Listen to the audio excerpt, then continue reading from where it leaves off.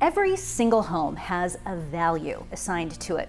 If you're buying or refinancing a home, you will want to know what that value is. Joining me now is mortgage expert Tyler Osby. Tyler, today we are talking about home values, which really is a vital part of the lending process if you're getting a loan on a home. So let's talk about the different ways that are out there that your home that you're interested in, or maybe the home you're in that you're refinancing, can be valued. Yeah, well, generally it involves an appraisal.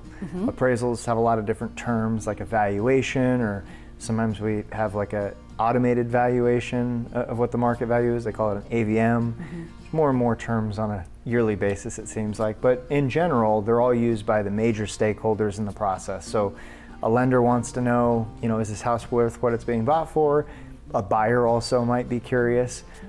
In certain parts of the process may or may not be subject to the outcome of a home appraisal. So just know your situation on if it's a requirement of your purchase agreement and if it's a requirement by the lender, because it's not always a requirement in both cases. Right. If you do get an appraisal, we'll move to garage door number 2, it can come back to you in the form of like an appraisal report. So what types of things will we see in a report like this if we're buying a home? There's a lot that goes into it. It's many pages, but the big things are they look at the size of the home and the condition it's in.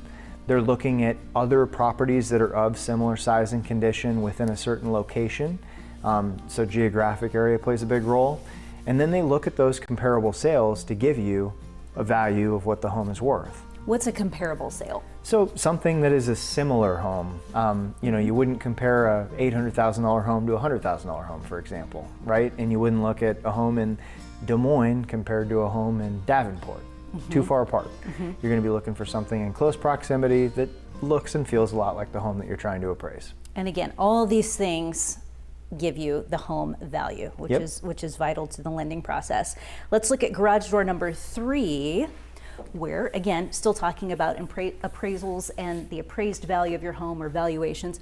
What is the impact or the importance of knowing that? Yeah, well, as a buyer, it's good to know, right? Just makes you sleep better at night knowing that you didn't overpay for a property, which is really key. A lot of times the lender's going to require it as a part of their process to make sure that it's worth what you're buying it for and that there aren't any major issues that come up on the appraisal.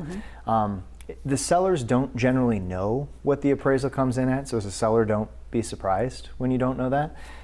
And if there's issues that come up, like let's say it comes in short of what it should have, or there's some issues that just need some clarification, if you're working with realtors can help in providing the information that's needed, and if it does come in short, they can help you in negotiating with what happens next if you've got to approach the seller about a low appraisal, for example. Okay, so maybe negotiations start at that point, seller comes down on price or buyer pays more out of pocket.